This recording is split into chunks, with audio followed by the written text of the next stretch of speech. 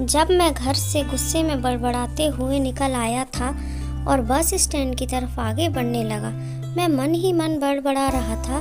पता नहीं कितने पैसे छुपा के रखे हैं, लेकिन मेरे लिए एक बाइक नहीं ले सकती।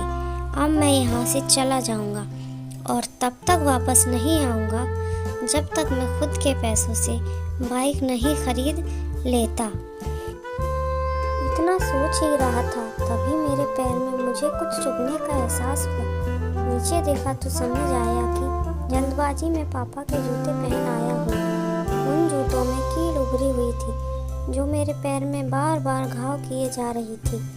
लेकिन उस समय गुस्सा अधिक था तो मैं बड़बड़ाते हुए आगे बढ़ गया। एकाएक मुझे याद आया कि मैं पापा का पर्स भी ले आया। मेरे खुरापाती दिमाग में एक ख्याल आया, क्यों ना आज पापा का पर्स चेक किया जाए, जिसे आज तक उन्होंने किसी को हाथ नहीं लगाने दिया था।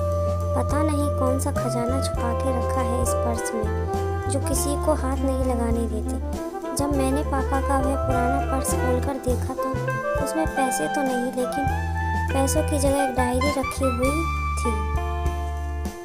तब मैंने सोचा, ओह, तो यह खजाना छुपा रखा है। मैं समझ रहा था कि पापा ने लिखा होगा कि किस से कितने पैसे लेने हैं और किसको कितने पैसे दिए हैं, लेकिन मैं गलत था। जब मैं उस छोटी सी डायरी का पहला पेज खोलकर देखा तो वहाँ पर जो लिखा था वह थोड़ा सीरियस कर देने वाला था।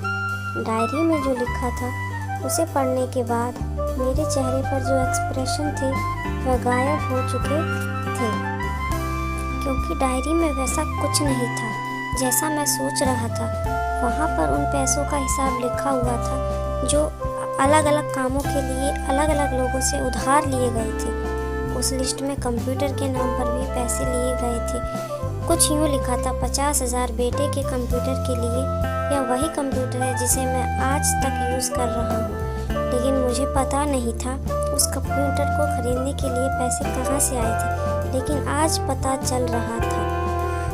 मुझे आज भी याद है जब पहली बार कैमरे के लिए जिद की थी, जो पापा ने मुझे 2 हफ्ते बाद मेरे बर्थडे पर लाकर दिया था, जिसे देखकर मैं बहुत खुश हुआ था। और मुझे खुश देखकर मुझसे कहीं ज़्यादा अगर कोई खुश था तो वो थे पापा। अब मेरे चेहरे से गुस्सा एकदम गायब हो चुका था। जब मैंने आगे का पन्ना पलटा तो वहाँ कुछ विशेष लिखी हुई थी। पहली जो विश थी उसमें लिखा हुआ था, अच्छे जूते पहनना। यह बात मेरी कुछ समझ नहीं आई। तभी मेरा पाँव अचानक सड़क पर भरे हुए पानी पर जा पड़ा। तभी मेरे पाँव में कुछ गीलापन होने का एहसास हुआ। जब मैंने जूता उतार कर देखा तो उसका तला टूटा हुआ था। यह देखकर मुझे डायरी में लिखी बात याद आ गई। तभी मुझे माँ पापा की कही बातें भी याद आ रही थी कि कैसे माँ जब कहती थी पापा से, अब तो जूते पुराने हो गए हैं, नए ले लीजिए, तो पापा अक्सर यह कहकर टाल दिया करते थे, अभी और चलेंगे, अभी कुछ दिन पहले तो लिए थे। मुझे आज समझ आ रहा है कि कितने दिन और चलेंगे। साथ ही साथ वह समझ रहा था कि पापा का पर्स क्यों। तभी उस डायरी को पढ़ते हुए बस स्टैंड पर पड़ी बेंच पर आकर बैठ गया।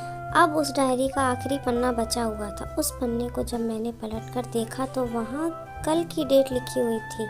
तारीख के नीचे लिखा हुआ था 50,000 रुपये बाइक के लिए। बस इतना पढ़ा और दिमाग सन्न रह गया। अब मेरे मन में शिकवा गिला नहीं बचा था, बस मेरी आंखों से आंसू चल रहे थे। मुझे आज तक नहीं। तभी उस डायरी को पढ़ते हुए बस स्टैंड पर पड़ी बेंच पर आकर बैठ गया। अब उस डायरी का आखिरी पन्ना बचा हुआ था। उस पन्ने को जब मैंने पलटकर देखा तो वहाँ कल की डेट लिखी हुई थी। तारीख के नीचे लिखा हुआ था 50,000 रुपये बाइक के लिए। बस इतना पढ़ा और दिमाग सन्न रह गया। अब मेरे मन में कोई शिकवा गिला नहीं बचा था, बस मेरी आंखों से आंसू चले जा रहे थे। मुझे आज तक नहीं पता चला तब क्यों रोए जा रहा था। मैं जल्दी से घर की तरफ भागा, लेकिन जूतों की वह कील पाँव में अब तक घाव बनाने में कामयाब हो चुकी थी। मैंने जूतों को रास्ते में ही निकाल कर फेंक दिया और भागते लड़खड़ाते हुए घर जा पहुंचा, लेकिन पापा घर पर नहीं थे। मैं समझ गया कहाँ थे वह। मैं सीधा पास वाली बाइक एजेंसी की तरफ भागा। पता नहीं आज कहाँ से इतनी ताकत आ गई कि कि मैं भागते थक नहीं रहा था।